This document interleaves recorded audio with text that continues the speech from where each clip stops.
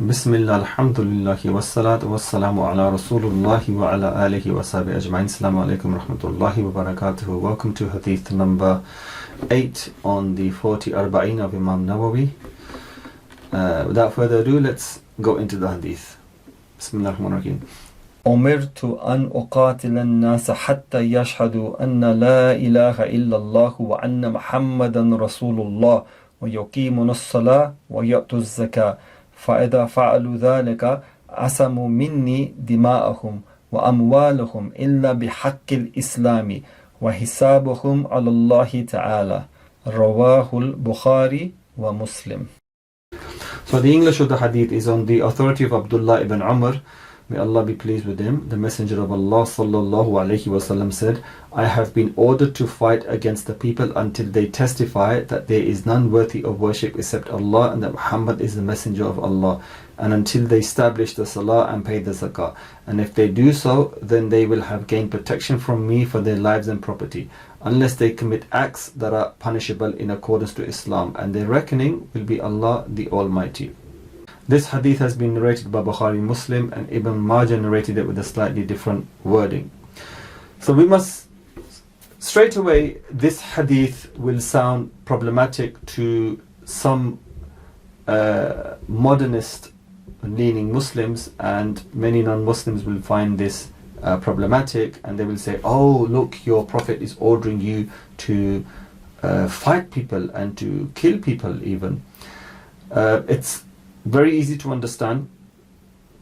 It's very easy to put into context, but if people take things out of context, then things become problematic. So let's put this hadith into context and set everybody's mind at ease, and you find out that it's actually a very just hadith.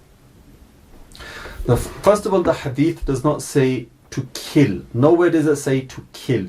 The word uqatil, right, the root word qatala means kill.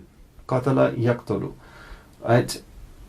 It means to kill. Killing is a one-sided act. So for example, if I kill someone, that's a one-sided action. The one being killed didn't want to die. I murdered him. Uqatil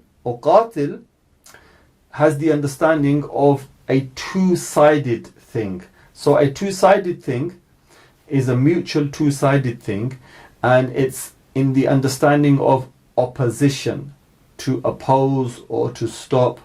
And that can be done in many ways, right? They may agree to do it by talking, by having negotiations, by having, send your champion forward, or by a game. It could be by anything. So it's referring to, I've been ordered to oppose. I've been ordered to oppose. Oppose what? What was the Messenger of Allah sallallahu alaihi wasallam ordered to oppose? This is what the hadith is talking about, and this is what we look at.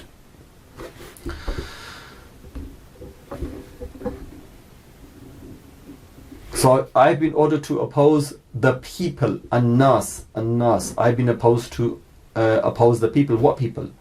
Many people will take this hadith out of context and say, oh, your prophet's been taught to kill people. People use this, extremists use this and say your Prophet has been ordered to kill people. No, actually, in fact, the Prophet ﷺ was not ordered to kill. The Prophet ﷺ was ordered to oppose annas. So the definite article here, making it ma'rifah, means something that's known. So for example, if I have a chair, and if I need a chair and I say, give me a chair, people will say, what chair? There's many chairs here. Give me a chair. There's many chairs here. What chair do you want? If I say give me the chair, even if he hears me say this and doesn't look at me, he will have to look at me to know which way I'm pointing, because now I'm talking to about a definite chair. So in this particular hadith, Rasulullah, when he says I've been ordered to oppose, to fight the people, this was in reference to the Meccans who had broken a treaty, who had made problems with the Muslims, and had come to, it was acts of aggression. So it was a time of war. So the first question is during a time of war, what do you do? If somebody is coming to break your house down, would the best course of action be, well, I'm just going to sit back and I'm going to watch you take everything, because I'm such a holy person, such a spiritual person. I'm floating on cloud 9, right? That I'm just going to let it happen, man. I'm just going to let it happen, and I'm just gaining spiritual benefit. No, in fact, your Lord would make you as blameworthy for that. Society would make you blameworthy for that, and the womenfolk of your house and your community would call you a coward. Your nobility in that situation would be to defend yourself and defend your honor, right? And that doesn't mean kill. But if the one coming to oppose you is coming to kill you, then how are you going to defend yourself? If he comes to kill you with a knife, are you going to say, well, I've got fists, so I'm just going to punch him? That's not going to get you very far.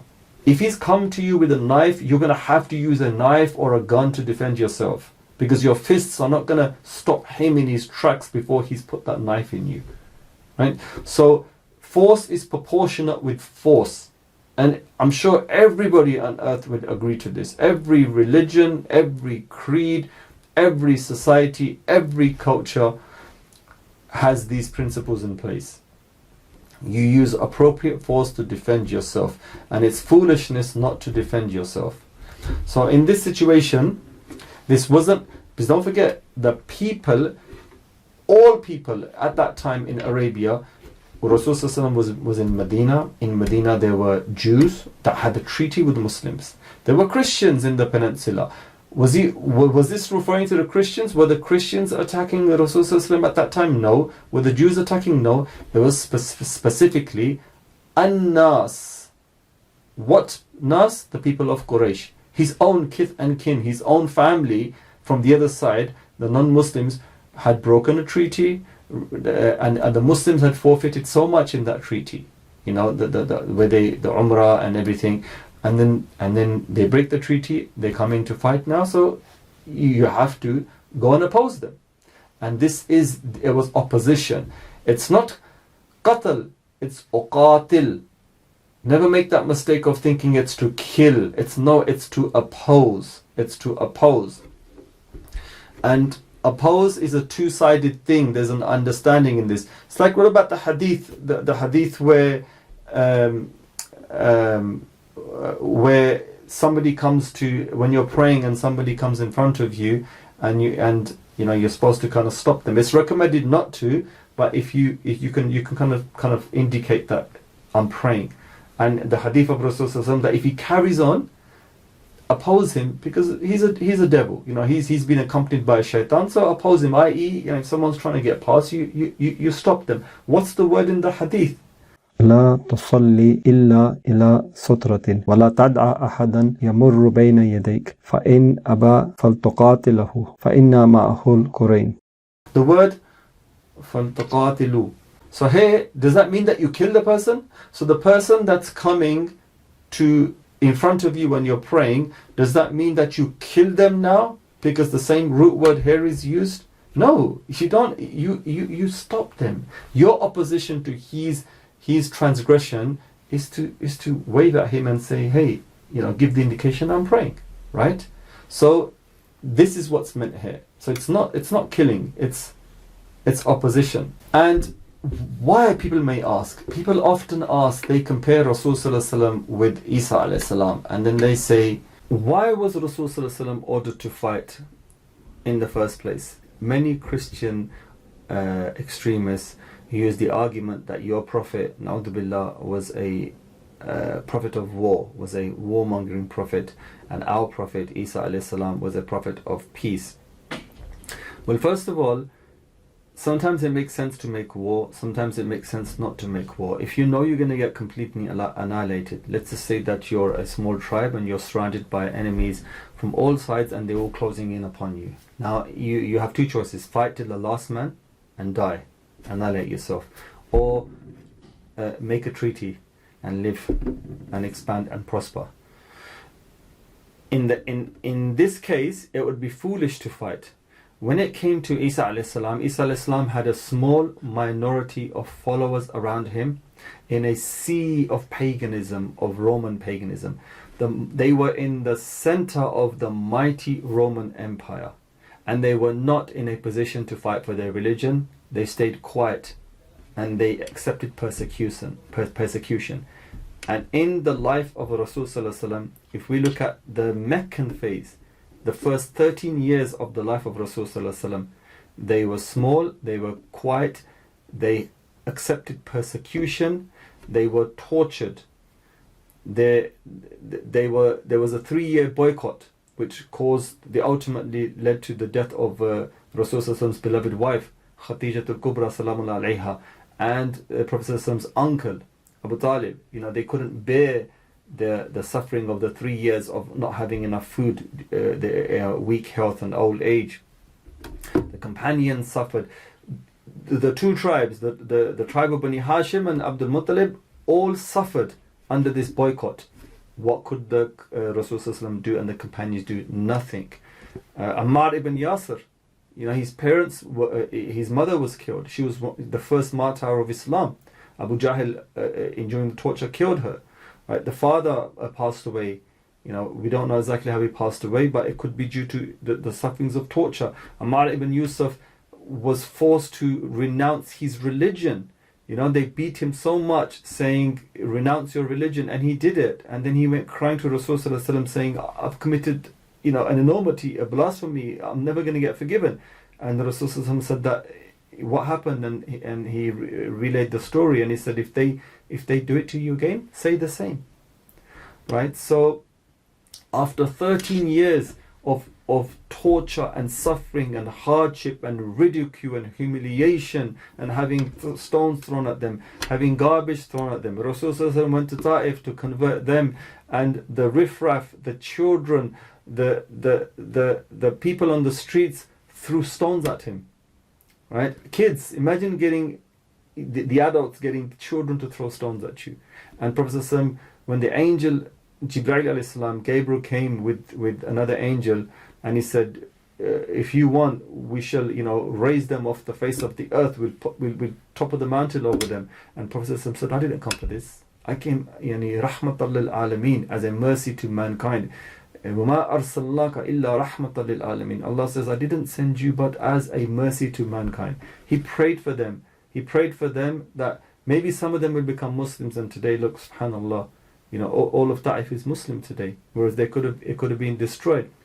So after all of this hardship, after suffering for so long, the companions even said, Ya Rasulullah, can we not fight? Can we not defend ourselves? And these were men, these were raw men from a society that valued valor and self-sacrifice and bravery in death. And in fact, death was the ultimate sacrifice.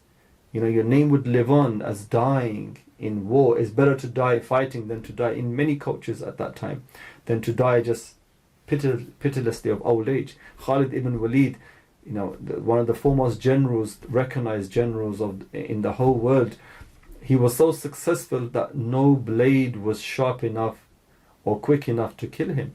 And he died in his old age in his bed with you can say 1,000 cuts on him, right? And with marks all over his body of where he had been cut. He didn't die, and he says, he sought martyrdom, shahada, on the battlefield, but it was denied him.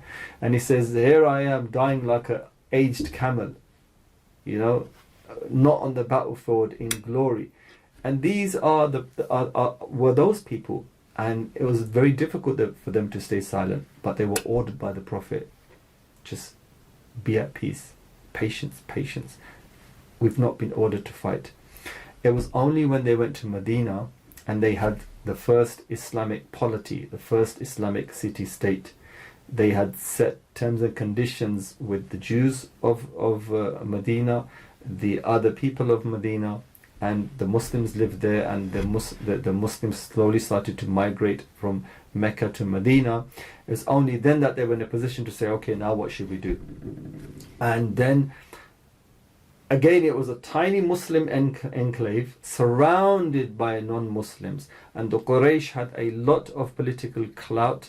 They had a lot of leverage due to their political links, due to their economic links, due to the fact that they straddled two very big trade routes, the north and the south trade routes. So they could pull a lot of strings and ask the aid of other tribes to surround the Muslims, and that happened in the Battle of the Trench and in the other battles. And even when the Meccans, when the Medinans defeated in a bloodless takeover of Mecca, something unknown in history, the Ghatfanis and the other tribes from Taif decided to descend off them from the mountains and attack. Right? So the Muslims were surrounded, and at that point they decided to defend themselves. So would that be a point of honor and bravery and justice and correct action, or would that be warmongering? You know, only a fool now would think that that's warmongering. Somebody with nobility in his heart would recognize that as being the noble action now. That how brave they were, that surrounded by everybody, after 13 years, they are now defending themselves. And where did that order come from to defend themselves? It came from Allah subhanahu wa ta'ala. It wasn't something that the Prophet then automatically said, hey, let's go, boys. It was, Allah ordered it. And what's the umirtu? Yani, I have been ordered. He's saying that, because for the Prophet, war was not something that he liked. War was not something that he liked, but it was a command given by God. How many soldiers go out to war and they don't want to fight, but they are ordered to fight by their generals and by their politicians in a greater game? Rasulullah, by his natural disposition, was not someone that liked to create war and fighting and strife, but he was ordered to, and he followed his command, Allah's command, faithfully as a prophet. And it was a matter of survival. Either you fight now, or you're going to get wiped out. If you somebody comes to attack you and then you make a humiliating peace treaty, and then the other person thinks, well, we could take a slice of that cake as well. Then they come to attack you and then you make another peace treaty, and then the third tribe comes and then you make another peace treaty. Everybody's going to walk over you. But if somebody comes and they smite you and then you smite them back, it makes the other person think, hang on a minute, these people aren't so easy as we thought. And then another tribe tries to flex their muscles, and then you flex a bigger bicep back. And then now everybody's seen that, whoa, those two tribes tried it, and this is the response. And then people very quickly realize, back off. Because back then, up till pre-modernity, when we had empires, we didn't have sovereign city-states and peace treaties. It was a dog-eat-dog world. Whereas the empires, you had to constantly invade. Because if you stopped invading, they would think you're weak and they would invade. That's the reason why, if you look at the Roman Empire and the Persian Empire, there was over 1,000 years of attacks and counterattacks, attacks and counterattacks. And we look at this with all the great empires, and even the small polities and empires. You'll see them constantly at war with other people. That was the only way to survive. That was the law back then. Right? And the Muslims, it was unique that they stayed silent for 13 years before the order was given to fight. Allah says in the Quran, battle has been enjoyed upon you while it is hateful to you. Subhanallah. So Allah knows that the Prophet doesn't like it. The Prophet doesn't want war, but Allah says, battle has been enjoyed upon you while it is hateful to you. But perhaps you hate a thing that is good for you, and perhaps you love a thing and it is bad for you. And Allah knows while you know not. So some types of war is offensive, some types of war is defensive. For example, let's say that you're sitting in Medina, and you can see the enemies are amassing. So you can see everyday messengers passing by you to other tribes, and you can see them meeting tribal leaders, words getting back to you. Okay, they've got 700 people from that tribe ready, 1,000 from that tribe, 500 from that tribe. Actually, they've got blacksmiths banging out armor. They've ordered 3,000 swords from Syria of Damascus steel, original Indian invention, best swords you can possibly have. And you know what? There's a few mercenaries that have just come down from the northern tribes of the Ghassanids. They're Christians, mercenaries. They're heading down towards south as well. And they're all congregating around Mecca. Only if What kind of person would say, well, you know what, we're just going to wait till they arrive at our door? You're going to get annihilated. What does chess teach you? Once you see that happening, sometimes you're the one that needs to do the first strike. You need to do the preemptive strike to stop what's happening now. Because by the time they have all got together, whether you do the preemptive strike or you don't, it's all the same, you're annihilated. So sometimes it makes sense to be the first to attack, sometimes it makes sense to wait, and sometimes it makes sense to not do nothing, and whoever aggresses against you to attack. So war is strategy, and if you're going to play the war game, then there's no blame if you're playing the game by the rule book. And that's exactly what happened. Right? You'd be sitting ducks, ready for the picking. Ready for the picking if you're just allowing, say, oh yeah, we're so peaceful, we're so loving, we're just going to carry on farming, no one's going to harm us, we're so high and spiritual. They can come and kill us and it's all good. They can come and rape our women, they can take our women, they can pillage our goods, they can ruin our fields. They can totally annihilate us, enslave us, and we're at peace with that. Who would accept this? So when they say your prophet was a warmongering prophet, please, for God's sake, read the biography of the Prophet Muhammad, peace be upon him. It's available in English by hundreds of people have written that biography. It would be ignorance of you to make a claim without understanding. And it's actually ignorance today anyway for people to be living amongst Muslims and not know nothing about them. The average Muslim knows more about the average Christian than the average Christian or Jew knows about a Muslim, or the average Hindu knows about a Muslim, which is very strange. I remember once I was teaching the Seerah of Rasulullah, and one of my students asked the same question. An Iranian student, she asked the same question, how could the Prophet do this? She got very emotional all of a sudden, right? And I said, just think the logic of it. And when she understood the logic, then she was fine with it. So it's the same thing. And war doesn't mean indiscriminate killing. Many cultures in war, what they would do is they would have a scorched earth policy. So either it's war for pillage, like certain I'm not going to mention leaders here, it's written in war books, but either it's war for pillage, where you just go and they just love war, and they go and they pillage, bring everything back to their capital and enrich their own capital and leave everything else to rot. And it's normally part of their empire now, but it's on the outlying parts and it's left to rot. Or you have a complete total invasion with a proper tax laid over the land, and again, your town kind of prospers and certain other areas might prosper depending on how good your kingdom is, such as, again, I'm not going to name because we're not talking about war specifically here, but these are different kinds of war. And then you get in war where you totally lay waste to the land. So you destroy the ability of the other party to regenerate itself and make war against you for a generation or two. Like the Mongols did that. So they poison wells, they cut down trees, they lay waste to fields, they enslave your women, they kill your children, and then they even force their own religion upon you. And that's another method of war.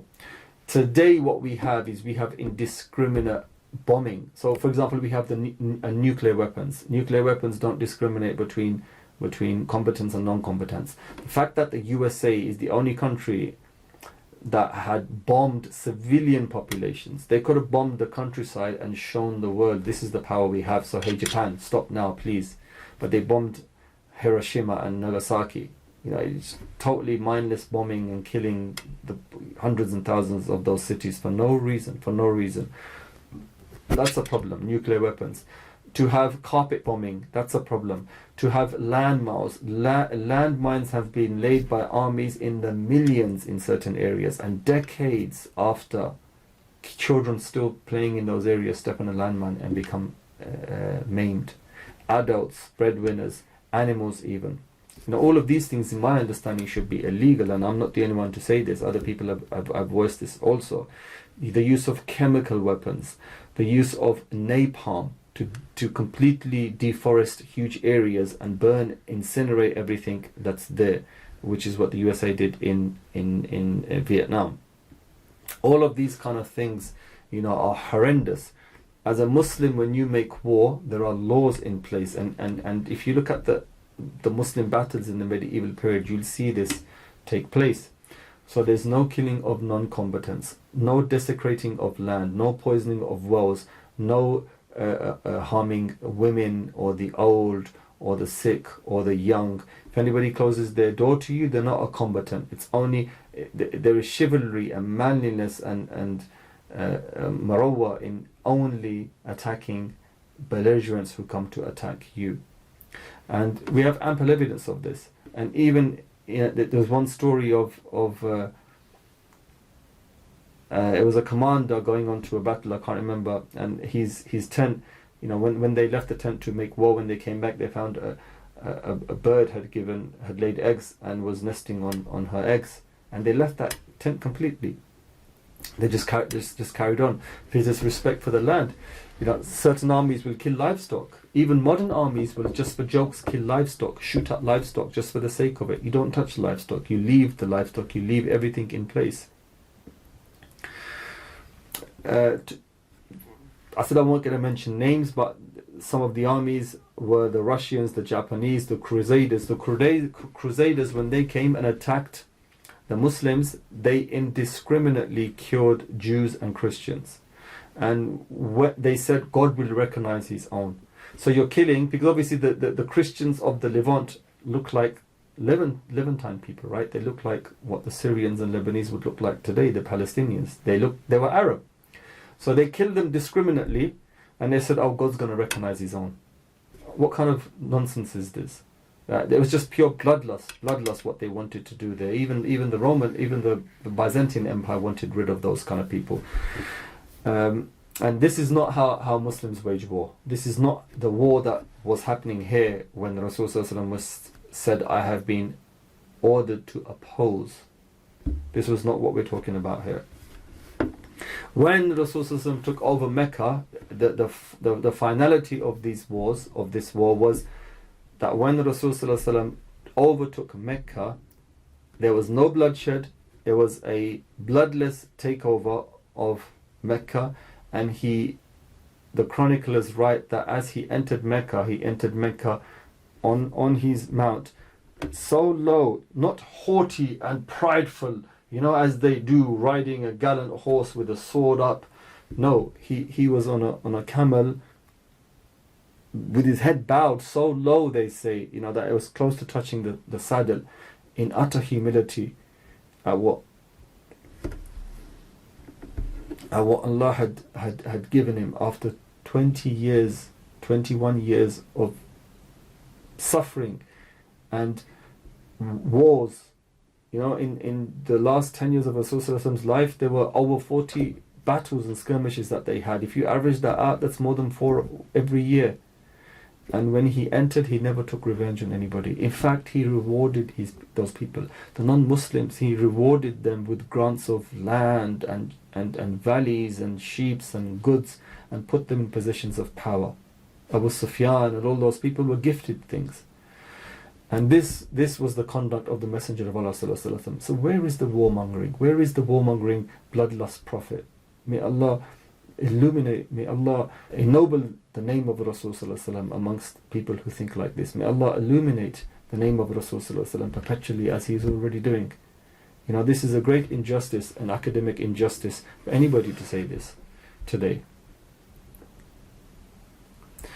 In fact, the second part of the hadith is that until I've been ordered to fight until they say La ilaha illallah, right? And then they pay to establish prayer and the zakat.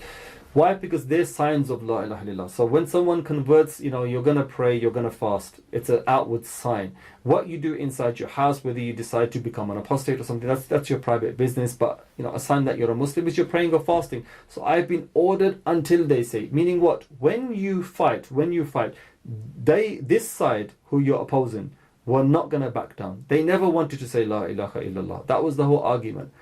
Now this party's come to kill this party because they want this party annihilated. because they feel threatened. Their enterprises, their money making, their having all the idols around them, their pride of not wanting to submit to anybody, right, was making them do this. So this party now has to keep on fighting until this party becomes either backs away or converts. There's no third option, because they're going to keep coming until you are annihilated. So either you annihilate them, how? Through conversion, or through them backing away, or they totally annihilate you, which means you are now destroyed. So you've got to stop them. So during this war, Usama ibn Zayd, right, who was the son of Zayd ibn Harith, right, Rasul Sallallahu Alaihi Wasallam's beloved adopted son. Prophet loved him. He was known as the beloved of the beloved, i.e., you are the beloved of the beloved. Rasul loved your father, who was his adopted son, and you are his beloved. He was fighting someone, and that person was on the floor, and on the last minute he shouted out, "I believe, Ashhadu an la ilaha illallah," and Usama ibn Zayd killed him. Right, and Rasulullah was so angry when he heard this news, so angry. He said, did you open up his chest and see what was inside? He gave the shahada. That's enough for us. That's enough for us. Why did you kill him? Right. So this is how that war was. It's not a case of just indiscriminate killing or this and that. For all, the reality is that person could not have been a Muslim. He just said it to save himself. Okay, then that's between him and Allah now. If he submitted, whether he submitted through the truth or through just backing away, that's the whole idea, because it's an opposition until one side concedes or concedes or backs away, because they've come to annihilate you. So you've got two choices with them: either they back away, make a peace treaty and go back, or they convert. I mean, it's simple logic, and there's nothing wrong with this. In contrast to the logic of the Crusades, who killed everybody and said God's going to recognize his own. What can we say about that? The story of Ta'if, when the Rasul went up, as mentioned before, he went up and he tried to seek new convert. He tried to make new converts there, because he was left without protection as well. So he thought, let's expand the da'wah to Ta'if. Let's get Muslims on board. Let's see if we can expand this. And they ridiculed him, humiliated him, and he said nothing to them. And years later, when Ta'if became Muslim, he didn't take revenge on those people. In fact, all he did was tell Khalid ibn Walid to go and destroy the shrine, because he'd been ordered by Allah to rid the land of idol worship and idols. So likewise, the Kaaba, all of the idols were destroyed there, and the shrine of Allah, which was in Ta'if, was also destroyed. And that was it. The people were not harmed. Right? So how a warmonger, Also, regarding this hadith, this is what Abu Bakr as-Siddiq used to establish the fact that whoever pays zakat stays in Islam and is safe, because after the passing away of Rasulullah, many of the outlying tribes, in the far reaches of the Islamic Emirat at that time, whatever you want to call it, at that time, the Islamic State, they refused to give zakat to Rasulullah. Now their excuse was, now it could have been true, it may have just been a reason not to pay zakat, was that our agreement was with the Prophet, not with you. So he's not around to take the zakat, we're not going to pay the zakat. But Umar said, well, let's not make war against them, because they profess to be Muslims, they're just not paying the zakat, we'll negotiate with them. Abu Bakr said no. He says zakat is a pillar of Islam. If they're not paying, and this zakat isn't going to go to our pockets, it's wealth that goes to the poor. Every penny will go to the poor, but it's ordained by Allah, so they have to pay it. If they don't pay it, they've severed their links with Islam, so we're going to fight them. Right? You've broken a treatment. The treatment was you pay zakat. If you don't pay zakat, then this means that you're turning against us now. At some point, something else is going to come up, and you're going to start fighting us again. So before you decide to make things worse for us again, we're gonna come and attack you, which is what happened until all of them started to pay zakat again. And this was the best thing that happened at that time. Yet there is no compulsion in religion. Many other religions, they force convert you.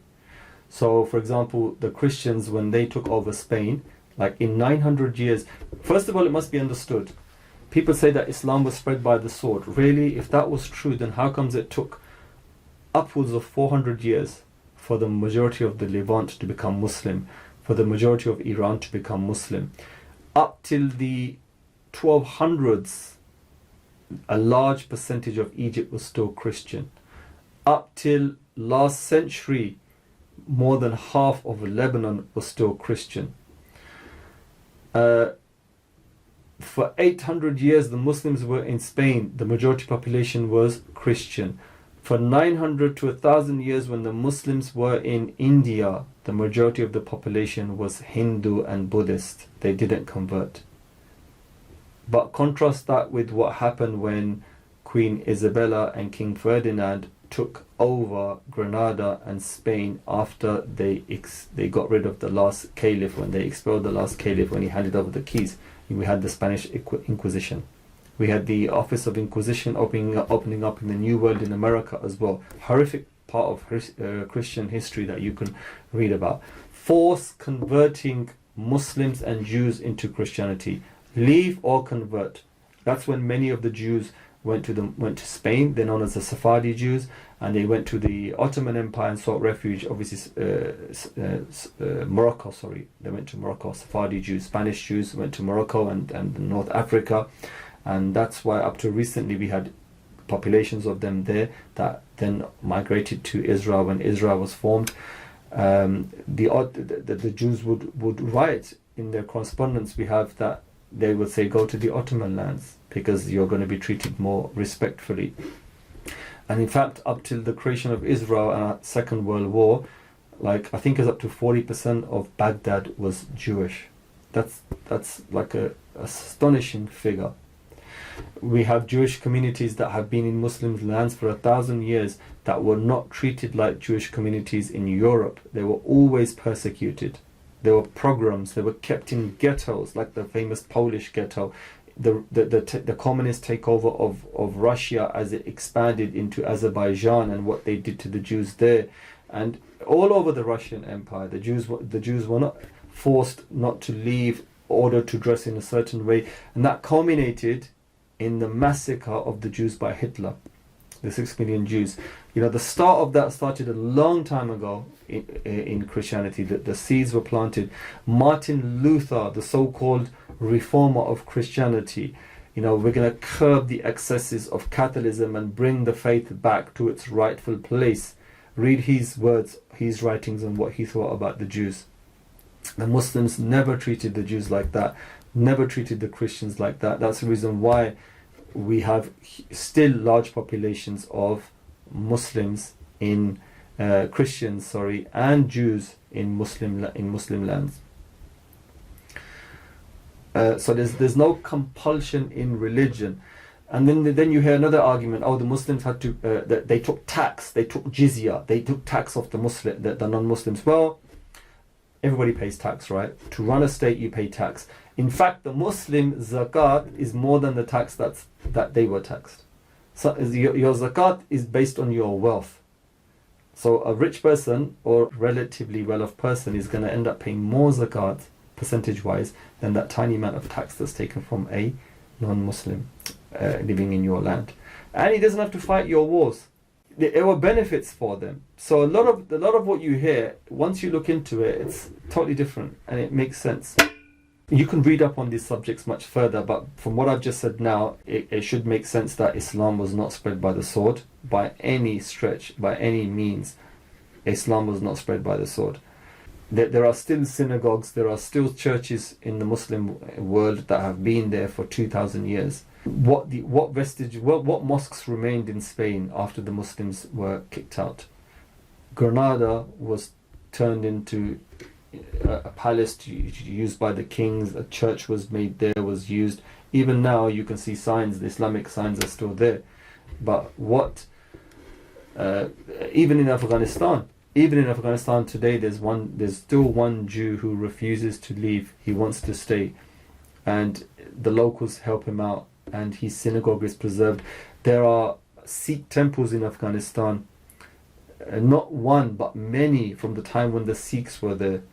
And there's actually a documentary of somebody that visits them, and there's so many. He goes and they open them up for him, and there are Sikhs there still, and then they visit them.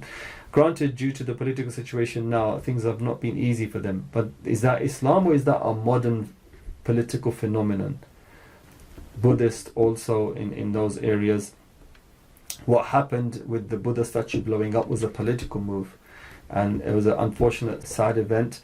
And it was to do with the fact that Taliban, one of the stories is that they saw that a team wanted to come and preserve those statues and have a look at their state, and they said, hey, our people are starving here and you're more worried about stone. So as a political move, they broke it. And that was condemned by everybody. But we don't use one or two examples to then juxtapose it on the majority of Muslims for 1,000 years and say this is what Muslims did. Because if somebody does that, then in converse we're going to use almost every Western battle against the Muslims. From the Crusades to colonialism, to the disasters of colonialism, British colonialism, French colonialism, the wholesale rape of Muslim lands, what Napoleon did, what the British did, what the First World War, the Second World War, the Belgian king, what he did in the Congo. So that's a road we don't want to go down. Here we're just concentrating on the Hadith, and we're trying to show that what this Hadith really means. And if somebody wants to contrast wars in Islam with wars with other religions, that's a subject that like in a crude way, we'll wipe the floor with you. You've got no moral legs to stand and say to any Muslim or any Muslim ruler, look at what Muslims are doing. It's that huge of a disparity. So where Muslims were forced to convert, even under communism, what the Russians did for 70 years, what the Russians, especially in the 30s and 40s, in the 20s, 30s and 40s, in the huge purges of Muslim ulama, the shutting down of mosques, the curbing of religion, the forbidden to pray, being forced to take off your hijab. Look at where it's left all of the Stan countries today. Stan is Persian for land. So Uzbekistan, Kyrgyzstan, Kyrgyzstan, Tajikistan, Kazakhstan. How Islamic have those countries? Great illuminaries came from those areas, from Tirmiz, from Bukhara, from Samarkand, from all of these cities. Right? The greatest ulama of the world came from Persian-fied lands, and all of those lands were Persian-fied. And today, look at them. They're the poorest, as in spiritually, Muslim countries. Why? Because of the excesses of Soviet communism, what they did to those lands. Did they deserve that? The Chechens, the Slavs are white, the Chechens are white, but the Chechens are not Slavs. They are Caucasus people, and they happen to be Muslims. The whole scale movement of people, subhanallah, there's no precedent. What the Chinese are doing today to the Uyghurs, the surveillance and the torture and the forced disappearances, forcing them to break fast, not to have beards. What is this? This is modern. Like I said, this is not a subject that we want to talk about now, but we can go on forever by looking at 1,000 years of from the advent of Islam till now, comparing Islam to what's happening in every other empire or nation or state or religion. It's something that's, we can write volumes about. Literally, there are volumes written about this, if people doubt that volumes can be written about this. But it's just, we don't want to talk about it in this 40 Arba'in. So then there is the personal opposition. So there's always two sides to creation, the internal, the outward, black, white, up, down, material, spiritual. So what's the spiritual lessons you can get? We oppose what's coming to attack our religion. So what would that be? That would be your hawa, your caprice. That would be the whisperings of shaitan. That would be worldliness. Like when the world comes to distract you, social media, TV, nightclubs, parties, and everything like that, the glittering lights that come to seduce you, oppose it, move away from it, isolate yourself from it, give public da'wah to people to avoid these things. That's your opposition to this. Shaitan is your abject enemy. Know him, stay away from his tricks, oppose him at every turn. Be mindful that he's always there. Don't let yourself be sucked in. The best way to do that is to educate yourself Islamically. Let Allah find you where he wants you and not find you where he doesn't want you. That would be where Shaitan wants you. Your lower self, your desires, fight your desires, oppose your desires, right? Keep fighting them until you become strong enough that they no longer affect you, or that their effect is not strong over you. And your caprice, your wayward tendencies, your hawa, your lower nafs is dragging you a particular way. It's predisposed. Fight it until you gain mastery over it. Like I said, it's either converting it or it backs down. Your nafs doesn't back down. It's going to be there till the end. Convert it. Let it work for you now. Right? There is every Muslim has been given a qareen from the jinn. And even Rasulullah was a companion, asked, Ya Rasulullah, even you? He said, yes, but it's submitted now and it only tells me good. Allahu Akbar. Submit your qareen. Make it follow your path. Submit your nafs.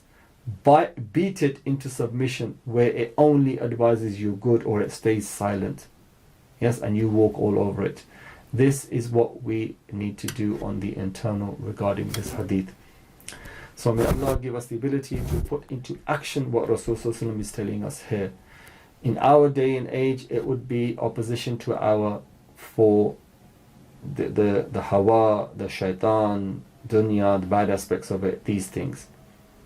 And our opposition today would generally be verbal, right? So for example, when you see human rights abuses, when you see animal abuses, when you see Islamophobia, when you see any sort of corruption or madness in the world, we oppose it in a nice way, through pen, through tongue. We don't take up arms.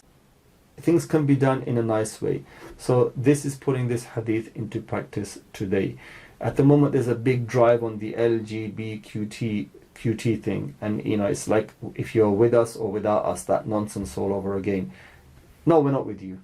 We're definitely against you on this one, and we will oppose it by tongue, by pen, by being vocal. We will always oppose this, because this is going against your own religion, as well as our religion, as well as humanity, as well as the natural order of things.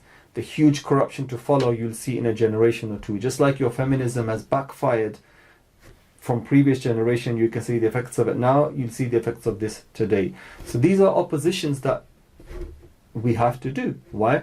Because in another hadith of Rasulullah, enjoin the good and forbid the evil. So my religion makes me majboor. My religion forces me, orders me to speak out against corruption. So what you see as corruption, what you saw as corruption yesterday and not today, we see it. What you see as justifiable today, only yesterday you saw as unjustifiable.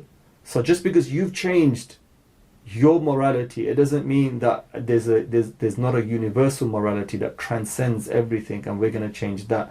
The universal morality is the morality that Allah has placed within us. And that's always been the same across the board, more or less. And we're Muslims, and the people of the book will identify with this as well. You get Christian groups, religious Christians and Jewish groups that are opposing this. So we also will oppose these kind of things, gay marriages and the like. If somebody wants to be a gay or queer in the confines of their own house, that's their business, right? I don't have a right to go and start persecuting you. That's your business.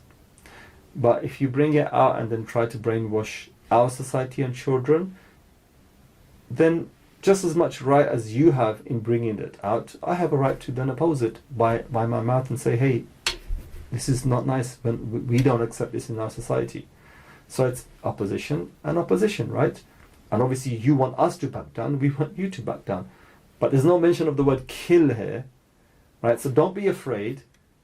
Right? It's just an opposition. accept the freedom of speech, which you like to say this is one of your sacred rights. It's freedom of speech where it doesn't cause harm to others. So if I'm telling you not to be gay, how can that harm you? It's for your betterment. But when you're burning a Quran or you're cursing the Messenger of Allah sallallahu alaihi wasallam, that's causing harm to people. That's not responsible freedom of speech. So we ask Allah to make us people of this hadith, and we ask Allah to guide everybody, Muslims and non-Muslims, and to be moral and upright and just people. Sallallahu ala Sayyidina Muhammad wa ala alihi wa sahbihi ajma'in. Alhamdulillah Rabbil Alameen. Assalamu alaikum wa rahmatullah.